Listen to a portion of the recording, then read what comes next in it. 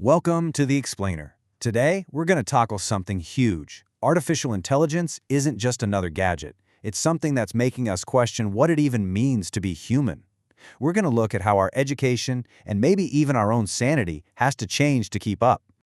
Okay, so let's kick things off with this quote from the historian Yuval Noah Harari. It's a real mind-bender. He says that for all of human history, language has been our thing, our superpower. It's how we built, well, everything. But now, something completely new is on the scene. A non-human intelligence is learning our trick. And that, my friends, changes the entire game. All right, so what is it about this new tech that's so different? I mean, why isn't AI just another tool, like a hammer or even a computer? Okay, so look at this. This is the critical difference Harari points out. For centuries, we've made tools. A knife, right?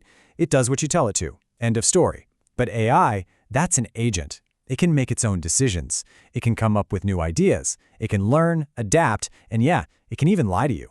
We're not just making better hammers anymore. We're creating things that can act all on their own.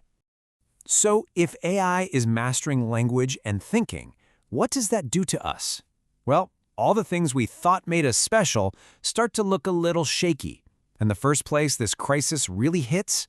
Our schools, our whole education system. So we have to ask this, and it's a hard one. Are we teaching kids for the world that's coming, or are we basically just training them for a world that doesn't exist anymore, a world AI is making obsolete right now? I mean, think about it.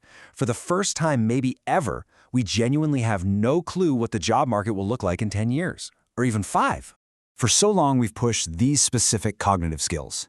The message was clear, right? It's the computer age. You got to learn to code. But here's the kicker. Those exact skills, playing with numbers, symbols, words, that's the low-hanging fruit for AI. That's what it's going to do best. So we might be spending all this time teaching our kids skills that won't be worth much in the real world very, very soon.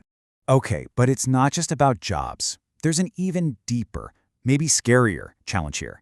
When AI starts pumping out endless information, stories, and images, how in the world are we supposed to tell what's real and what's just AI-generated fiction? You see, Harari's point here is that intelligence and wisdom are two totally different things. Humans, we're brilliant at solving problems. We are intelligent. But let's be honest, we're also suckers for a good story, for fictions, for delusions.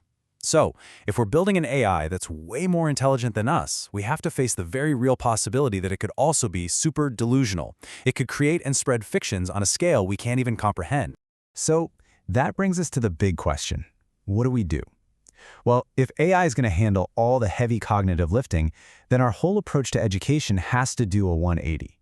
We need to stop competing with the machines and start doubling down on the stuff that makes us, human. So this is what we need to focus on now. It's about educating the whole person, not just the brain. The skills that are going to matter, the ones that are uniquely human, are our social skills, our emotional skills, and even our physical motor skills. Our real value is going to come from how we connect with each other, how we feel, and how we actually move through the real physical world. He says, think less about coding and more about something like martial arts. And that's a perfect way to think about it, isn't it? Martial arts isn't just about thinking. It's this incredible combination of your mind, your body, and your social awareness as you interact with another person. That whole package, that's something AI is nowhere near replicating. And that's where our future value lies. All right, so let's bring this home. With all this crazy change, and with tech that literally never sleeps, how do we personally deal with it? How do we handle the constant pressure of a world that is just always on? The thing is, AI and algorithms, they don't get tired. They run 24/7. And that puts this insane pressure on us to be available all the time, to be constantly engaged. But we're not machines. We're organic. And as Harari says, if you force an organic being to be on all the time, it just breaks down. This culture is literally destroying our well-being. So the real doomsday scenario here might not be some external apocalypse. It's the internal one. It's the constant assault on our attention, on our minds. Which means the most important bunker you can build isn't in your backyard. It's inside your own head. We absolutely have to learn how to protect our inner world. Okay, so how do you actually build that mental bunker? Harari suggests a tool that might sound surprising, but it's incredibly practical: meditation. And he's not talking about some complex spiritual journey. He frames it as simple mental training, a workout for your brain. It's as basic as this. Sit down, pay attention, and just feel your own breath. The whole point is to train your mind to focus on what's real, like the air going in and out of your lungs, and to see the difference between that reality and all the noise, all the fictions, all the thoughts trying to grab your attention. So, here's the bottom line. Our future isn't about trying to outthink the machines. That's a losing game. It's about leaning into what makes us human in the first place. It's about our emotional depth, our physical presence in the world, and finding our own mental balance in the chaos. And that leaves us with this final, massive question to chew on.